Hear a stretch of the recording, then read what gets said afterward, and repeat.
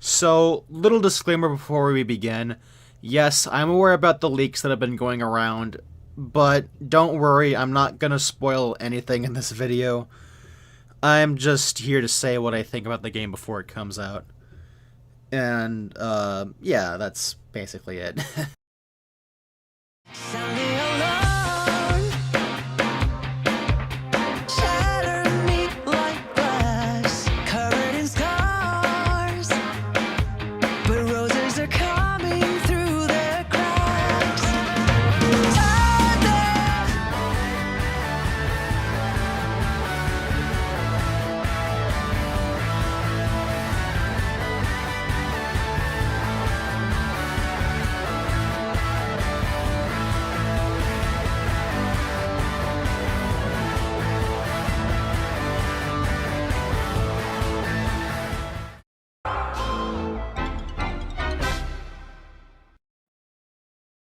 So, I remember last year when I was doing that Sage 2021 stream, I ended it off by playing that Big the Cat open world game.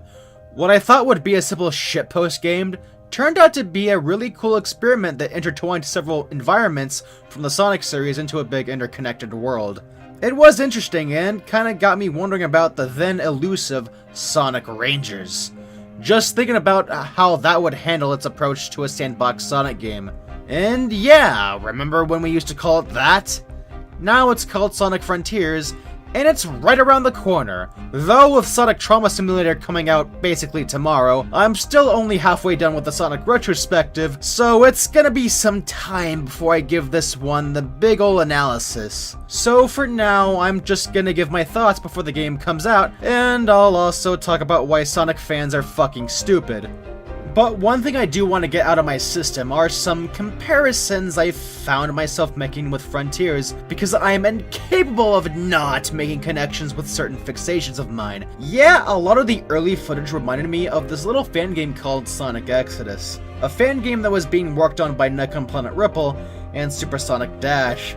It was supposed to be a one-level fan game that took classic Sonic design philosophies and translated them into a big 3D level. It involves Sonic waking up on a mysterious island, one that seemed to have been inhabited by a civilization that's long gone, or either just abandoned it.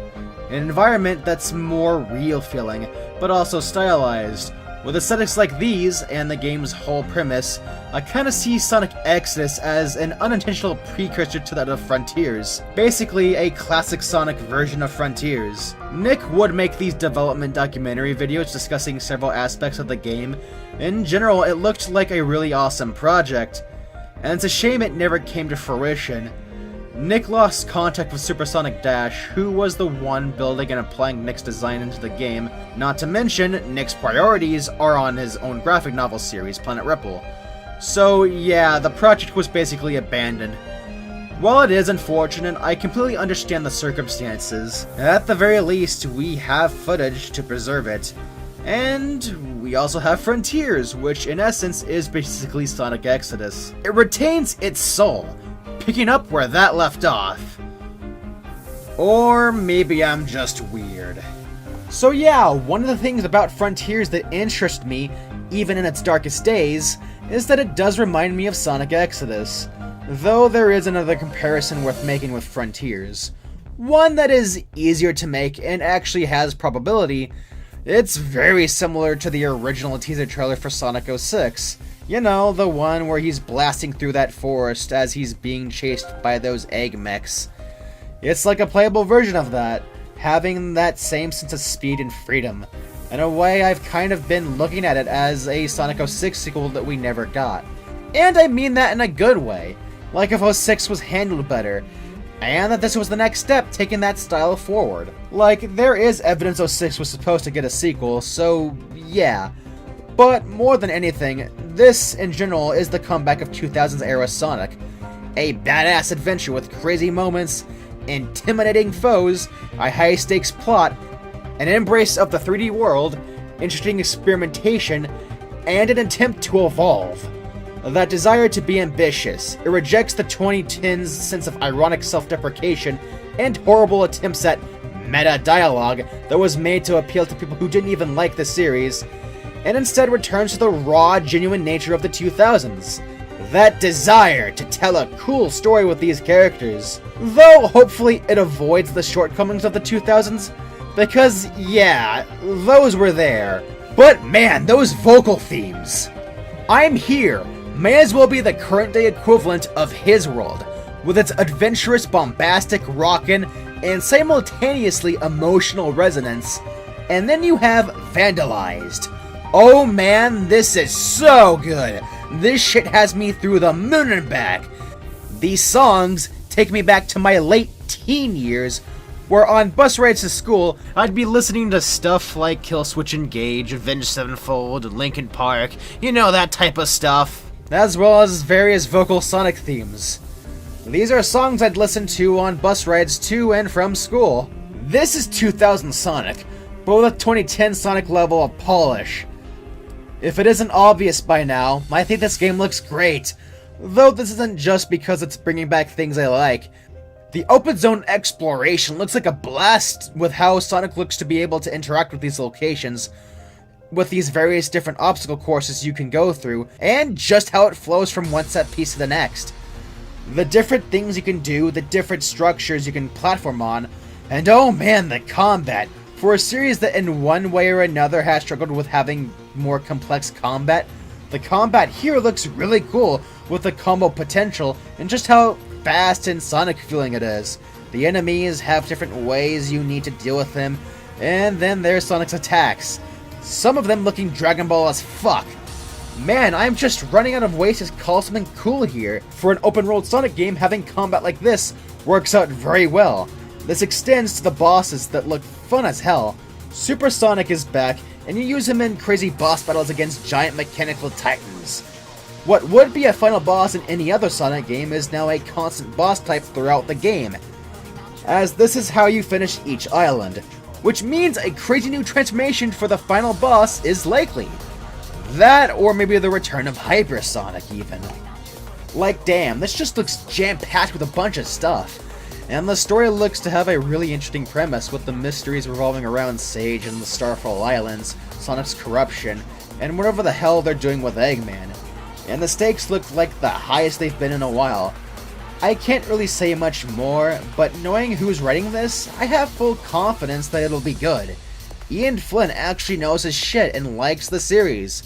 Couldn't say the same for the previous writers, both Pontic and Graf, and some other guys I can't remember the names of who were responsible for the original script for Colors and Forces. Nothing against them as individuals, or even writers for that matter. They were just a bad fit for the series. It's just great to see a Sonic story attempt to be raw again. There are some things I'm iffy about. One of these things being the rehashing of not only level themes, but also level layouts. Like, I get it. I get why they're doing this. I do think the approach they are taking with cyberspace is interesting, and there probably is some neat contextualization of it. But man, this is the third mainline game in a row that rehashes these same level themes. I just hope the next game after this finally has fully original stages. But yeah, cyberspace's themes consist of Green Hill, Chemical Plant, and Sky Sanctuary, shit we've seen before, whatever. Though the city level looks unique at least, that looks cool. They also seem to be crossing over past level layouts with these themes. Sky Rail in Green Hill, Dragon Road with Chemical Plant. With them going the path of reusing level layouts, at the very least it would be cool to see certain level designs referenced. Seeing designs from Adventure 1, Heroes, and 06 would be neat. What would be even more interesting would be to see them take deep cuts and have level layouts taken from shit like Sonic R and the Storybook games. Though I am hoping for original layouts too, but overall it's interesting seeing Adventure era level design with boost gameplay. In general, Frontier seems to be the logical step to combine the styles of both Boost and Adventure. It mostly does harken back to Adventure most of all, with its overworld and the various linear levels you can access, but it does give a greater focus to the overworld, and it also greatly emphasizes its combat and RPG elements, which in many ways goes back to Adventure 1's original concept of being an RPG. And yeah, as I said before, it also feels very inspired by 06 in some aspects. It just seems to be going back on the design of Adventure, but expanding upon it, which is something I wanted to see for a while. So, for a second, let's acknowledge the Sonic cycle. It's bullshit. It's always been bullshit. It's condescending, needlessly cynical, and it's never telling of quality. But for once, let's pretend it's valid for a second. Well, Frontiers may as well be the inverse of it, as it was originally met with skepticism followed by collective disappointment with the disastrous IGN showcase. But every new bit of footage that came after looked better and better.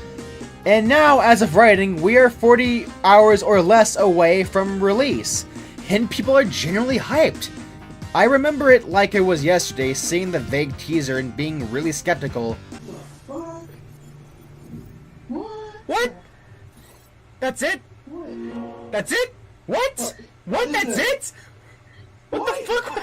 That's it? Until we reach that point, I'm gonna have to be on the cautiously optimistic side of things. Though that's hard when so many things are pointing in the direction against optimism. And then wanting to cry after seeing how bad that IGN showcase was. But every trailer afterwards did a great job selling me on the game, and getting me excited more and more. And yeah, I'm really looking forward to it. No, this isn't some Forza scenario where I'm high on that copium. I genuinely think this looks awesome. And it's great to see others be excited for this. Though not everyone seems to be pleased with Frontiers. And you know what? That's perfectly fine. Sonic's a big franchise that's done a lot of different things, and its fanbase is big with a lot of different opinions. It should be expected, and at the end of the day, opinions are opinions. If you're hyped for it, great. If you think it looks like shit, also great. But man, the discourse surrounding this has been obnoxious as fuck. Both with those who are really defensive of it, and those who are critical for stupid reasons. Subjects like momentum physics and the usage of Green Hill are worth talking about. Granted, they aren't deciding factors of quality, and I can get why some are annoyed at the mere mention of that on a critical standpoint, but they still aren't any less valid to talk about. And, well, the reaction to these topics tend to be very annoying, with counters to these most of the time being baseless deflections. Furthermore, it's really tiring to see people constantly dogpile anyone who has the slightest concern over the game. At the same time, however, the cynicism shown towards it can be equally irritating, with these bad faith analysis by what may as well be classic purists who aren't able to keep an open mind of it simply because it steers away from the confine of Sonic 1's philosophy. Now, if Frontiers is not your thing, I get it, I respect that. But some individuals choose to be obnoxious and act as if their viewpoints are the objective fact and shove it down your throat as if it's such. And you also have people who go out of their way to be rude to those who are excited. Like, come on! But I should acknowledge that I'm probably being just as obnoxious complaining about this. It should probably be expected by this point that the Sonic fanbase can be like this sometimes. Regardless, I am really looking forward to Sonic Frontiers. For once, it's great to be excited about a mainline Sonic Team Sonic game. Not to mention one that looks fresh and really ambitious too. Of course, the game could still be not so great.